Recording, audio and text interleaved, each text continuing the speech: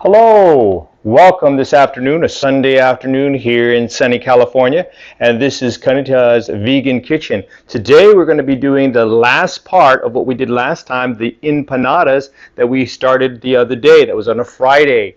Now we missed yesterday because we were out and about. We were enjoying nature and enjoying the hike. Maybe you can look at the broadcast on another channel where we describe our views and our escapades there utilizing our rig. Now, what does vegan mean? Well, vegan can mean several different things. Now, are you a vegan? Are you interested in veganism? Well, are you just a flexitarian or just wanting to be healthy? That might be your option. So this is a video for you. It doesn't necessarily mean that you are always going to have to be vegan. You're going to try the best you can. Now, sometimes even vegans have some limitations. They might have skin problems like I had when I had a vegan diet. And you have to find the right tools to be able to move forward. And hopefully this video can provide you some of these ideas.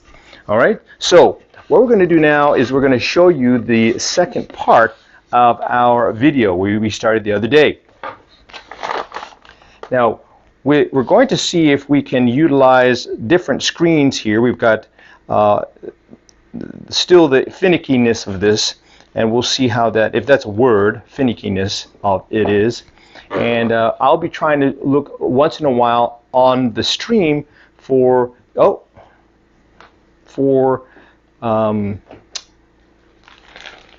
comments. All right. So what are we doing? Let's go ahead and we're going to look on the screen here, and we're going to see if we can look at a secondary camera. Now this is old-fashioned style, and the whole thing is what we call moving right now, and hopefully we can manage that here in a minute. So let me go ahead and see if I can, on the screen, show you what we're doing on this. All right. So sorry for the choppiness, and we might even have to move this because of its jiggle setting. We'll say jiggle setting, and it looks like it's frozen already, so we might have to use another screen for that. We'll have to see. All right. It was working fine, but now it's not, but that's okay. We will just move on. All right, so on the screen you can see oh, there it is. It's like a little bit of a delay. And we're going to go ahead and utilize both screens for this because that one there is a little bit choppy and, I guess, delayed. So let's go ahead and look down on this. All right, so this is what we see here. This is the empanada style. We utilized a plant-based protocol to the Plant Paradox program that Dr. Gundry uses, and he has this one on there on the Nutty Juicy Shroom burger, and we're using it empanada style. So that's what we're doing now, empanada style. All right, so this is it right here, and you can see how beautiful they look right now, and they are just, look at that, that is wonderful looking. And we'll be topping that here with a sheen on the top. Some people like to use just some, what we use? Just egg. Oh, some just egg we can put on top of there, or we can put some egg yolk on the top. Now some people have allergies to egg. Let's talk about that. Some people have allergies to sesame. I have allergies to both. It's not really an allergy, it's just a food sensitivity.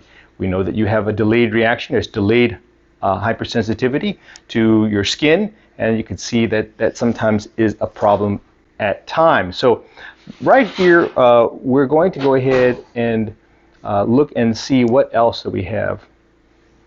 All right, so here is the other day. So you might have to go to program number 1 for that. Now it's a little bit darker now, but it had some fresh beets. It had some dehydrated, activated walnuts, mushrooms, and it has some red pepper, and then it has the spices.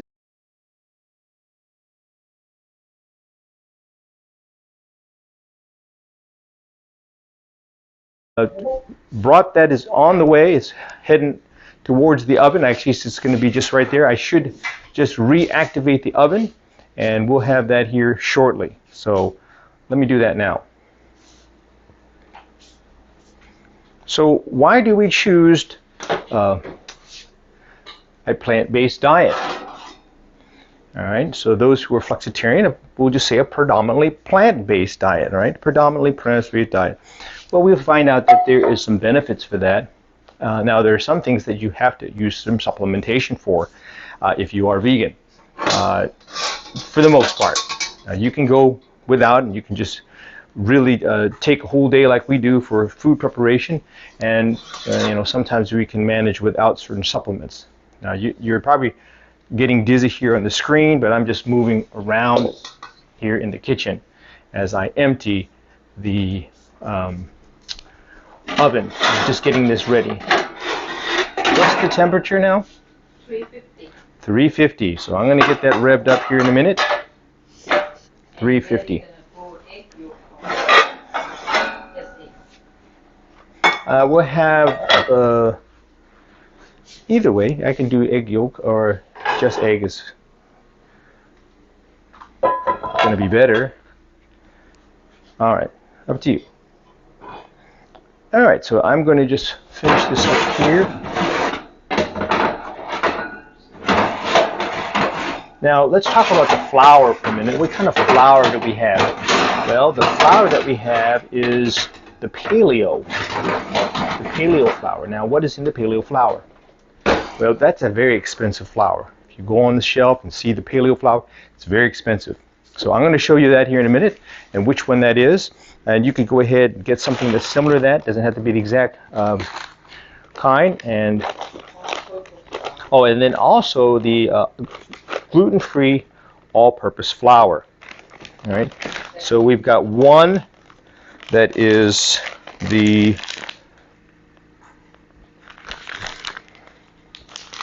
this is the gluten-free version of one-on-one baking flour, and you can see here the ingredients there. Now what we do is we take these ingredients and make a second half of it with these ingredients. So you can use the rice flour, we can use the sorghum flour, we could use the tapioca, which we didn't on this round, and we can use the xanthan gum. Now xanthan gum, this version here is what we call the gluten-free version. So we have the gluten-free version, and we have the grain-free version for those who have difficulties and are trying to follow the autoimmune plant-based protocol. All right, so we don't use any grains with that. So the no grain one would be the paleo one. We haven't mixed that yet, and we'll probably do that here in a minute. So this one is the paleo one. So the paleo baking grain-free flour. And what's in this? Well, we have the almond flour. Did you find the almond flour? It's right there. Yeah. The almond flour, the arrowroot starch, the coconut flour, and the tapioca flour. So we have that here. You can see here's the tapioca flour right here. This one here is the arrowroot starch flour. That's the emulsifier. This one here is the organic coconut flour, and then they have the blanched almond flour, and this one here is frozen. So we keep that frozen because we don't use that much. All right. So the other one that we didn't mention also, there's another one here that is the all-purpose flour here, and then there's an organic one. Now this one, the ingredients here, non-GMO, is the garbanzo bean flour. We don't put it in our mix. So potato starch, we don't mix that either. Tapioca flour, we don't do it in this one, but whole grain sorghum flour. I do have the sorghum flour, and the fava bean flour. And we don't have the fava bean either, as some people have problems with the fava bean. So you can see here we have the sorghum flour, and this is actually sprouted. That's if we're going to do the grain-free, we have to do the sprouted if we can. Sprouted millet flour. And then let's go ahead and where's that? This is the xanthan gum. Nothing special with that one other than it probably has some corn in it. So we have to, we don't really want that one that much in our other one, but it is gluten-free. And then this is the other organic all-purpose gluten flour. Now this one here, you can see the ingredients here. I think it says here organic rice flour, brown rice flour, tapioca flour, millet flour, and the xanthan gum. So now it looks like the common theme of that is the tapioca. All right, so we do have the tapioca for those. All right, so that is the gluten-free. So I think which one we're doing right now. This one here I think is the grain-free, and another one is the gluten-free. Now there's a what we call a knack to it.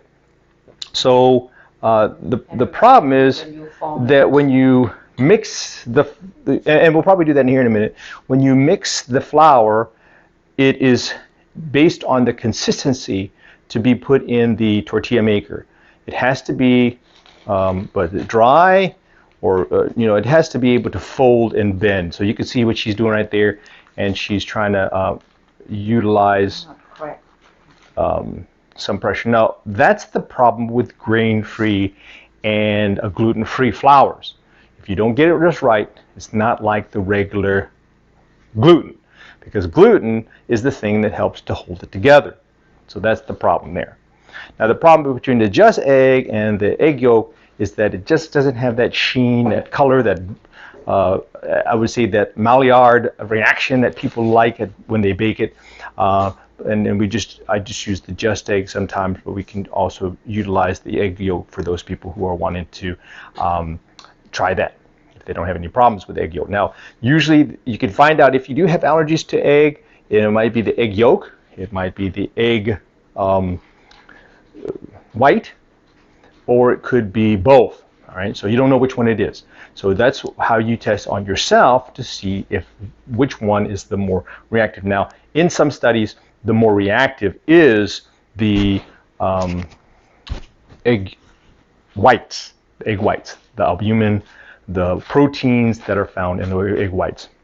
So the egg yolk seems to be better for the allergies or rashes. Okay, so I think we're still doing okay with that. Now, every time she presses it, that video might be moving just a little bit. Doesn't matter because it is a very slower quality. So that's just what we're using right now. Now, while you do that, watch her continue on. I'm going to go over to the screen and just going to check over here on the sound. Okay, let me just check the sound. I'm going to go over to the screen and all right, so the sound is doing good. All right, so we are lucking out. It took me a while to get the sound going, but now the sound is just fine. It's good to always have a check.